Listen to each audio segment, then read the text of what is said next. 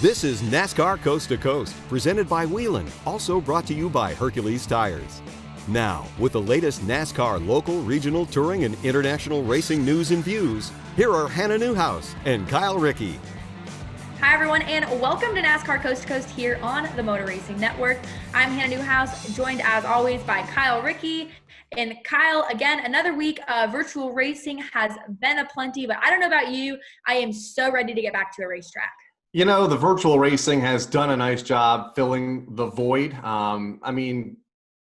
We need something that's live with drivers and names that we recognize. And I think that platform has done that in virtual racing, iRacing, the NASCAR Heat League. But it's time to get the senses worked up again with the sights and the smell and the feel of the thunder, the modifieds taking the green flag. It's obviously not the same. I'm ready, but unfortunately up here in Connecticut anyway, we're locked down for another at least, I think, 4 weeks, end of May. So hopefully by then we can begin to lift the restrictions a little bit. Now, Kyle, we've seen it all over Twitter about the potential possibilities of what NASCAR could be like when we get going again. Obviously, you'd mentioned Connecticut has a couple more weeks. North Carolina on the horizon here of opening back up, re-embracing racing. From the sounds of that, you may have to come down here in order to be able to travel. Connecticut's a little far from a lot of these races. We've got an extra room. You think you just want to stay with Dylan and I? And the problem with traveling out of Connecticut, and the answer might be actually yes, is the flights up here now because, you know, American Airlines and Delta and United, they've cut their airline schedule by about 80%. So I might have one shot every day, maybe every other day to get to Charlotte. So, I may take you guys up on that. Go hang out in Charlotte for a couple of months, quarantine with you guys when we have to social distance, and then go to the races when I can, because I think a lot of them are going to be within driving distance. You know, Atlanta's already looking to get back up and running. Charlotte's talked about it.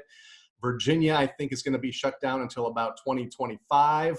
I'm kidding, but, you know, they have really tight restrictions right there, and that's where Martinsville is and Richmond is. So it might be a little longer by the time we get back there. But, Darlington could be an option as well. So Bristol. So there's a lot of options, but we'll see. You know, I hear it's a fluid situation, but boy, wouldn't that be something if I had to move to Charlotte for a couple of months and hang out with you and Dylan. Just think, you can social distance on your side of the house, and then we can carpool to coast every week. Perfect. That'd be fun. That's if they let us in the studio down there. I might have to do it from the spare room, and you do it from wherever you're sitting right now. And yeah. We'll send our thoughts and prayers to our producer, Craig, for having to deal with the echo that is not going to be part of the system. Wonder how we'll have to figure that one out. You can hear you responding to my questions in our iRacing room. It'd be fun. It'd be different. We'll see. Hopefully it doesn't come to that. But, right now, you never know. Everything's on the table. Oh, man. So many crazy things happening in today's world, but we do have a pretty interesting guest on for today's show. Molly Helmuth, she's someone that I've known for quite a while, a racer from the Pacific Northwest, Washington State, has moved to North Carolina. She tried to take the racing route, wanted a racing career, race on the Cars Tour, and since then has developed a business, 90 Creative, which really caters to motorsports. You know, she does the creative side of making marketing decks and that stuff. And Kyle, I have to say, before we call her up, it's been so cool to see this transition from racing from her. We followed her on NASCAR Coast to Coast. I believe we had her on either last season or the year before. And now she's the business side of it, because her and I have a good friendship, but we took a similar route. I don't do marketing decks, anything, but we both at some point had to decide that racing isn't necessarily maybe in our cards. And I know you give me a lot of crap about that all the time, that it's probably a good thing I just talk now. But we see a lot of drivers. Well, it is. Yes, trust me. I know. My parents and their retirement fund are probably very thankful right now about all of this working out. But we see a lot of drivers that get stuck earlier and earlier in their age in this position where they're forced to make a decision on chasing the dream of being a race car driver or really coming to terms with reality. Yeah, and I met Molly for the first time last year. Great young lady to talk with.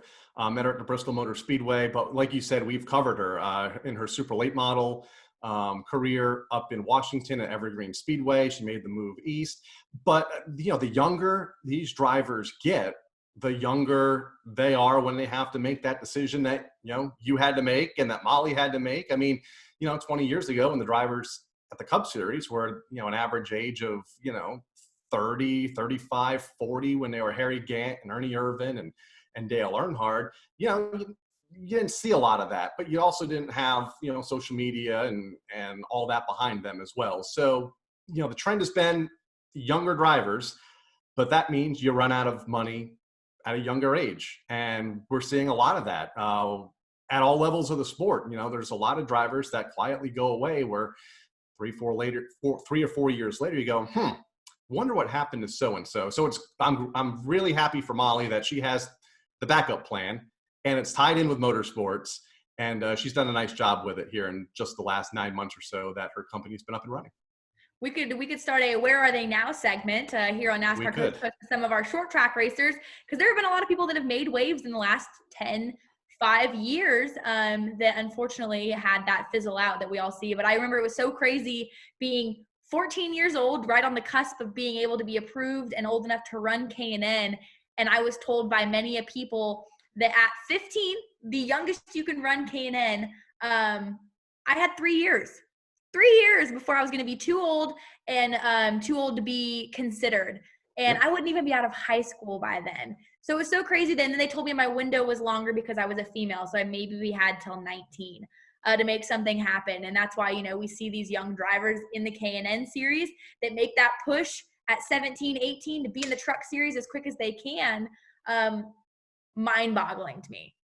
But we tried here on NASCAR Coast to Coast to help push you along, getting you out of school, much like Ben Rhodes. I remember getting Ben Rhodes at a theology class when we did the show every Tuesday when I was in Charlotte, and we had to pull him out of class, every time he won a K&N race. And I believe we got you out of school a couple of times. And like I said, it seemed like he got younger and younger, but now I think that trend is going to go the other direction here just because of that. And obviously with the economic climate that we are in right now with everything being shut down.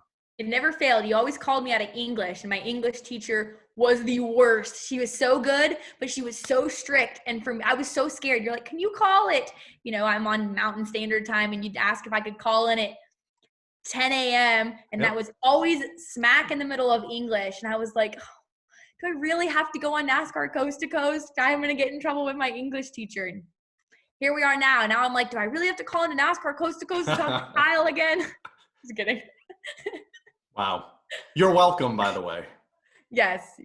Anyways, we'll go ahead and get Molly dialed up here and get her on the show to talk a little bit of short track racing and her business, 90 Creative, here on NASCAR Coast to Coast. Whelen designs and manufactures reliable and powerful warning lights, white illumination lighting, sirens, controllers, and high-powered warning systems for automotive, aviation, and mass notification industries worldwide. Every part of every Whelen product is proudly designed and manufactured in America and is tested on site to meet the toughest industry certifications. On the road, in the air, and around the world, Whelen is trusted to be seen, trusted to be heard, trusted to perform. Sir, are you aware you were going 40 miles an hour? This is a residential area. Sure, but I'm on my lawnmower? Wait, am I getting a ticket? No, I've just never seen anyone top 9 miles an hour on one of those bad boys. And mow their entire lawn in 30 seconds? What got into you? Well, it did fuel up at Sunoco this morning. At Sunoco, we know how to fuel peak performance. We've been doing it for American racing for over 50 years. Fuel your best. Citywide to countryside. Whatever you drive, wherever you go, Hercules Tires has the value, selection, and industry-leading warranty to get you there, no matter where the road takes you. Go to HerculesTire.com. There you can find the nearest authorized Hercules retail location to you. Plus, you can use the Tire Tracker to find out which Hercules tire fits your vehicle the best. That's HerculesTire.com. Hercules Tires. Ride on our strength. Back to NASCAR Coast to Coast, brought to you by Whelen and by Hercules Tires. Here are Hannah Newhouse and Kyle Rickey.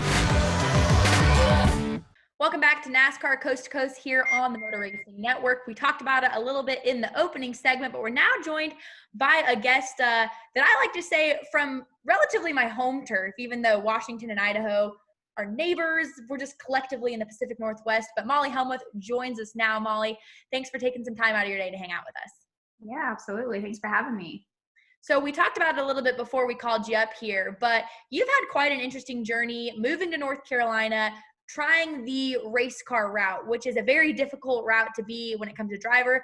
But then you launched a business. Before we get there, what was the decision to move across the country and try and chase a racing career? Yeah, I think it's just everyone's dream to race in North Carolina and in the South, especially coming from Seattle, Washington. It's like the heart of racing is obviously here. So, and everyone always talks about if you're from the West Coast, you have to come race on the East Coast and try it out. That's where you're going to get noticed. That's where you're going to get the most exposure. And you're racing against the best of the best, which is all true. So yeah, I mean, I always wanted to come race in North Carolina and in the South ever since I was like 16 years old. When I came back here for the NASCAR Awards Banquet in 2012. And so it was kind of like a later time to move back and try it out. But I'm glad at the timing that I did because I was older and more mature and had more racing experience under my belt. But yeah, I raced the Cars Tour for 2 years. And the first year I loved it enough to actually, come and move and have a house and just try it all out. And so I've been here for over a year now. And then I kind of just realized that, I don't know, I wanted to start a company because I was just kind of sitting on my butt doing the racing deal. But, I kind of needed to create some revenue and income. And so I started a business and that kind of just took off. And then the racing deal just I kind of put that off a couple months ago just because the business was going well and I was having fun doing that. And obviously racing's expensive and all that. So, yeah. Before we talk about the business and your time in Charlotte, it all started in Seattle, as you mentioned a little bit ago. What got you into motorsports and wanting to be a race car driver?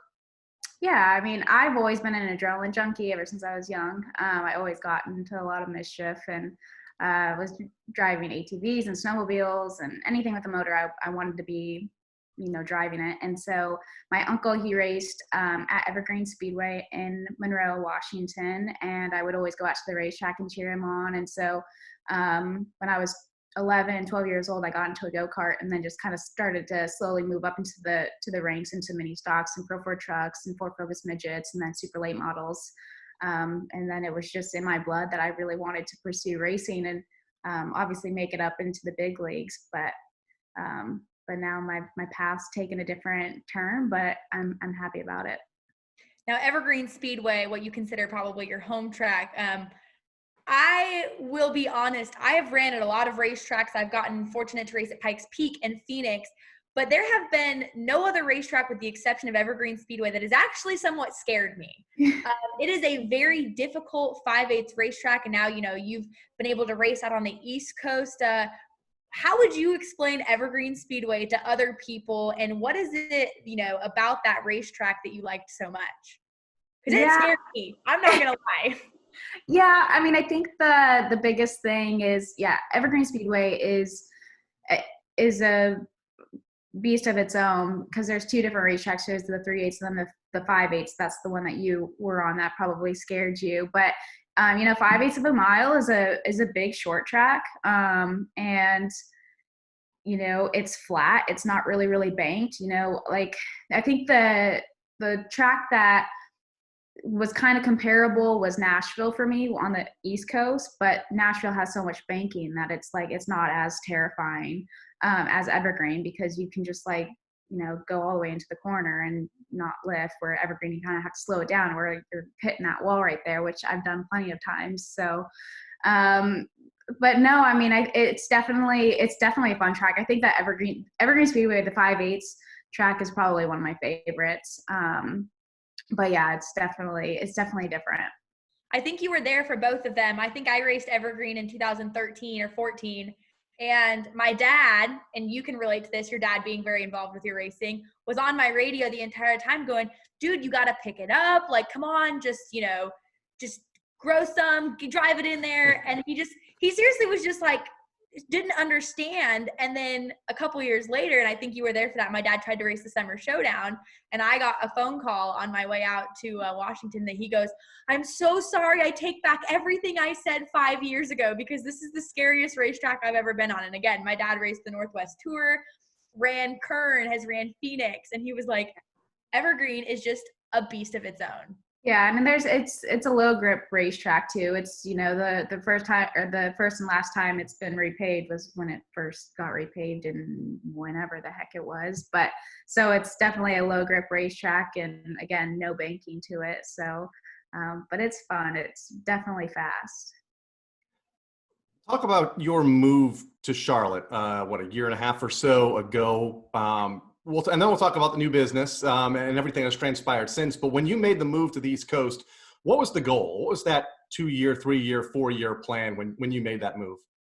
Yeah, it was obviously to race the Cars Tour and just kind of get familiar with who I was driving against, and have success, and then obviously try to move up into ARCA, which was K&N and now ARCA, and then trucks, and just kind of move up the ladder. But I don't know, it's like the more I was involved in it, I just kind of realized that my heart really wasn't in it anymore. I still love speed, and I still love the competition, but there's just so much more that goes into it that like a fan can't sometimes understand. But when you're involved in it, and you're chasing the sponsorships, and you're creating an image, and you're dealing with the hardships and the battles and the obstacles and the highs and lows and everything, it gets really overwhelming, and it gets to a point where you kind of have to make that decision, what you want to do. But yeah, I mean, ultimately the goal was to try to pursue a career in NASCAR, but that has taken a turn. If only that tree in your backyard would grow money instead of poison ivy. I'm just saying. If it were only a money tree. I agree. I know I'm like I don't know if you guys, I'm trying not to itch, but I'm still kind of healing over that stupid poison ivy. Yeah, if you guys follow Molly on social media, she unfortunately had an encounter with poison ivy, trying to water a tree, which then was funny because you and I talked on the phone yesterday, and I happened to be doing some yard work, and it timed out perfectly that I was pulling weeds, and thought to myself, ooh, my arms are kind of itchy. I wonder if I touched poison ivy like Molly did. And then you called me, and I was like, this is a sign. I should stop doing yard work. But, yeah. Man, poison ivy, not something that we have to deal with. No. Out in the Northwest. No, I think like if we have poison ivy, you have to go like deep in the woods and like find a tree and like rub yourself on it. But here it's like, it was just in my backyard. I was not expecting it, and I wish it on no one. Poison ivy, poison oak, it's not fun, not at all. Oof, no, thank you. It did not look enjoyable, so I'm glad you're healed up there. But to continue the conversation, you moved out here, you decided to start that business. 90 Creative was then created, as we can say. Talk to us a little bit about what 90 Creative is, what you guys offer, and it really, while it's catered to everyone, it's really motorsports focused. Yeah, for sure. And when I was involved in my racing, I was pretty much hands-on with every aspect of it. Sponsorship, marketing decks, logos, website building, all the things, videography. I came from a family of photographers and videographers, so that's kind of my background with that. But so I was really, really hands-on with everything, and I always had a lot of compliments about all the social media stuff that I would do for my sponsors and for my branding and all that. And so I went to school for marketing and got my bachelor's degree there, or in marketing. And then and so when I moved here, I was like sitting on my couch one day, and I was like thinking what I should do. And obviously with my background in motorsports marketing and my degree and all that, I was like, well, why not like just start something and see where it goes. So with 90 Creative, a lot of people ask me about what 90 stands for, and my race car number back at home was 90. And so it's kind of like a spin-off of my number, just to kind of keep my roots of my racing background with my business. And then Yeah, so we offer website building, logo creations, videography, marketing decks, pretty much everything that I did for my racing is what I offer for individuals and race teams and other businesses. It doesn't even have to be in motorsports. I can obviously venture out into other realms, but yeah, just kind of do all the things. And I want to keep continuing on that. You've had the opportunity to work with some pretty cool clients just in the short time that you've had launched. And one of the things that I remember the most is you got to go with Bubba Wallace to go and get the tattoo of Petty's autograph, right? Oh boy. Yeah, it's pretty.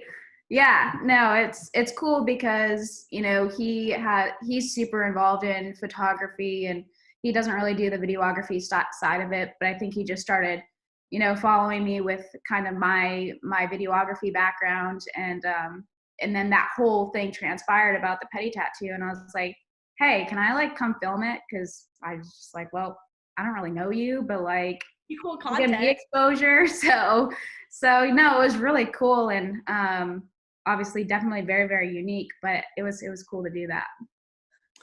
That's one way to put it. Unique. Kyle, will you get a tattoo of my autograph? Absolutely. Where can folks find more about 90?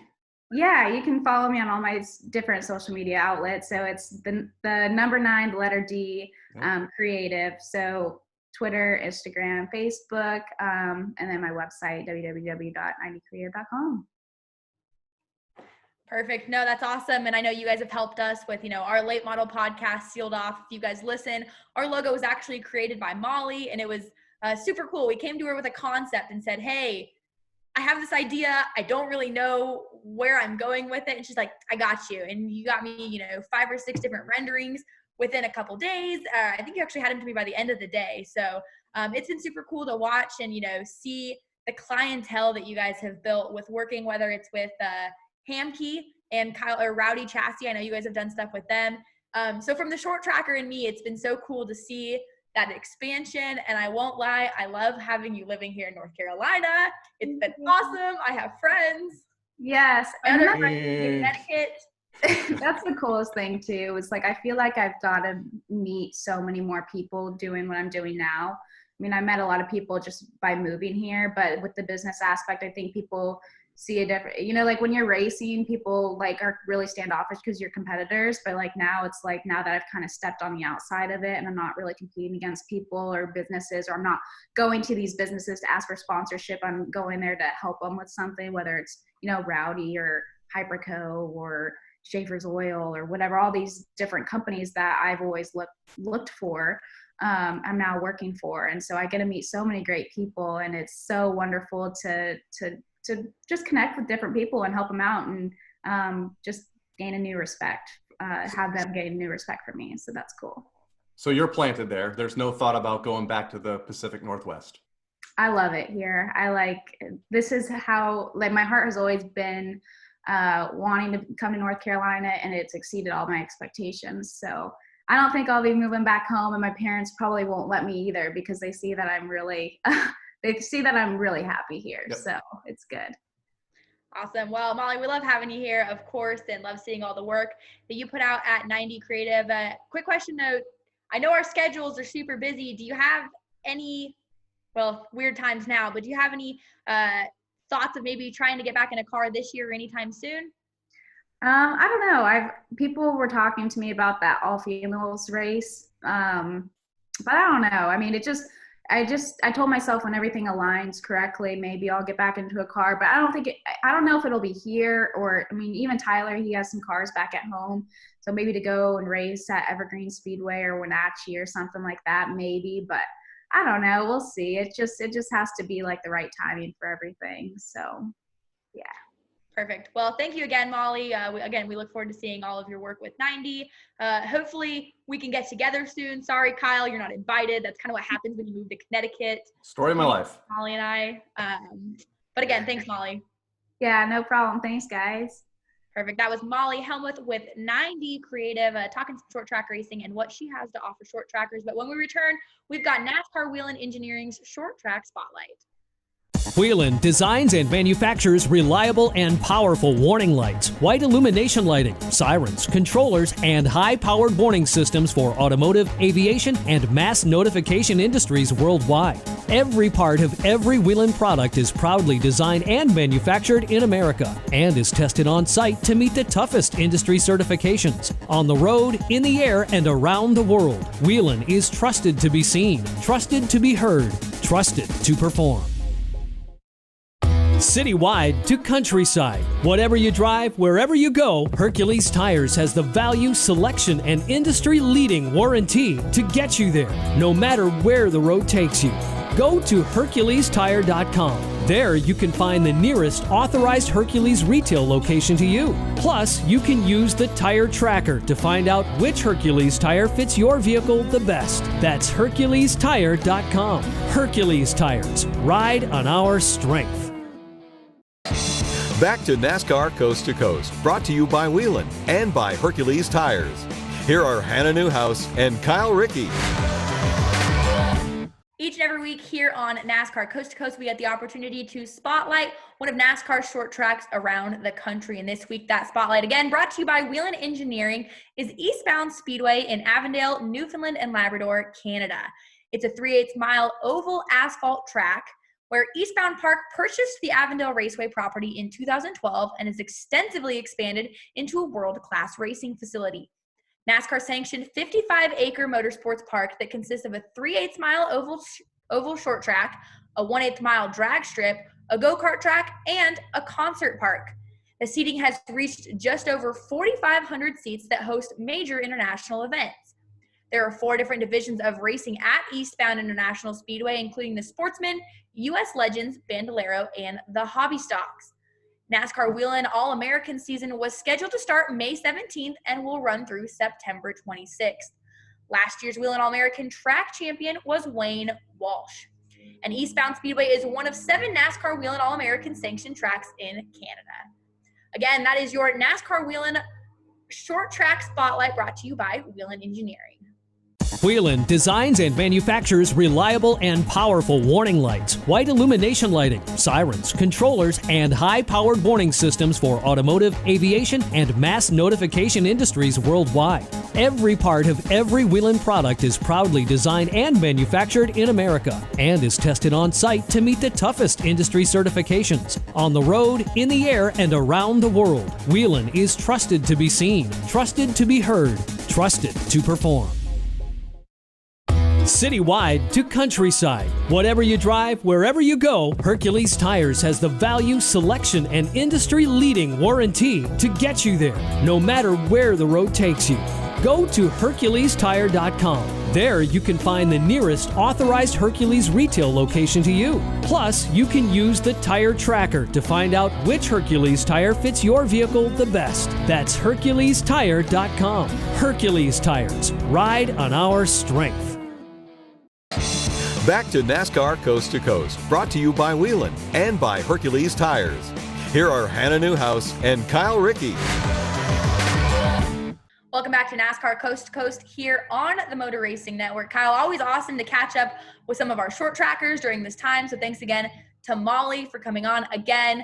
Wish you were down here. Probably won't be down here living in our spare room by the time Molly and I get together. I don't know if we'll be allowed to socially interact by then. You can socially interact. It just has to be at a distance, right? So many snarky comments I could say there, but we'll just go ahead and get right into some more racing stuff. Whelen Euro Series, they presented such a strange strategy earlier a couple weeks ago, saying that they were going to take to iRacing and actually use that platform to accumulate points for their regular season. And you have some more information on that, Kyle. I'm not 100% sure that is going to happen, but I know they're going to run this week. In fact, they're racing as we tape this on Tuesday at virtual Daytona International Speedway on the road course. See all the NASCAR Whelen Euro social accounts to be able to watch that race. I believe it's a 30-minute event. Happening, like I said, as we speak. Next week, they're at Brands Hatch. I think Watkins Glen is on the schedule, so a lot of great road courses from around the world. Jacques Villeneuve on the entry list, Alan Day, Tomas Fernando, Loris Hesman, Julia Landauer, Ruben Garcia, just to name a few. I believe there's going to be like 60 entries, part of the race, 30 minutes. I'm not sure if they're doing Elite 1 and Elite 2. That would be 2 races of 30 minutes apiece, but it looks like a good field. And again, another sanctioning body stepping up, another series stepping up to kind of fill that void. And I like what they're doing. I like what IndyCar's doing with kind of some fantasy tracks. You know, we'll never see the NASCAR Whelen Euro Series at Watkins Glen or at the Daytona International Speedway road course. IndyCar, you know, they're allowing the fans to pick one week. They're allowing the drivers to pick. They're going to have a fantasy track one week. So they're really mixing it up. And I see NASCAR doing a little bit of that down the road as well. Maybe when we get out of Talladega here after this week, mix it up. Hell, we might be running a cup race at North Wilkesboro soon. If only we could get there in real life. I know that's been part of the Twitter banter. But, Kyle, I want to go back for a second. We talked about the NASCAR Whelen Euro Series. This is more of an opinion. We see the paint schemes that NASCAR Euro has always used out in the Euro Series with the numbers on the rear quarter panel. We see it now in NASCAR Heat. They're taking advantage of using that full paint scheme. Teams are selling sponsorship for NASCAR Heat and iRacing and using that quarter panel. And we kind of saw some drivers in the last couple of years dabble with that concept, very European concept. Yep. In ARCA, Harrison Burton had it with his Dex Imaging car on that quarter panel. What is your thoughts on that type of paint scheme maybe being integrated into the real world? Could we see it in the Cup Series? Just what are your thoughts on that? Because I think it's very interesting. We're seeing, I believe, some NASCAR Pinty's cars have it as well up in Canada. I love it, especially for the sponsors. It's a lot of room to market your brand and promote your brand. As a turn announcer, I would hate it.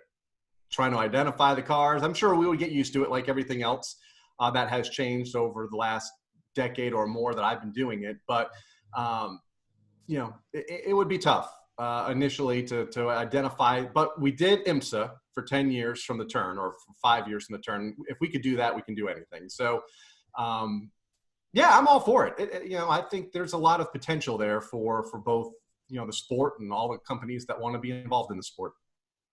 I commend you for having done IMSA. I've watched more IMSA races in the last year or so with Dylan, now having done IMSA for NBC and NBCSN, and very difficult to keep track of who is who and in the car and what car it is. And even on that Euro side of things, that Euro scheme, very difficult to keep track of because we don't see a lot of drivers stay consistent anymore with paint schemes. They've got different sponsors every single week. So therefore you're not able to identify drivers with these primary schemes. So it would be very difficult, but I was just curious, because we've started to see that really become integrated into American Series. Yep. And again, I'm all for it. You mentioned IMSA. I love like the Rolex 24 at night because they lit some of the cars up.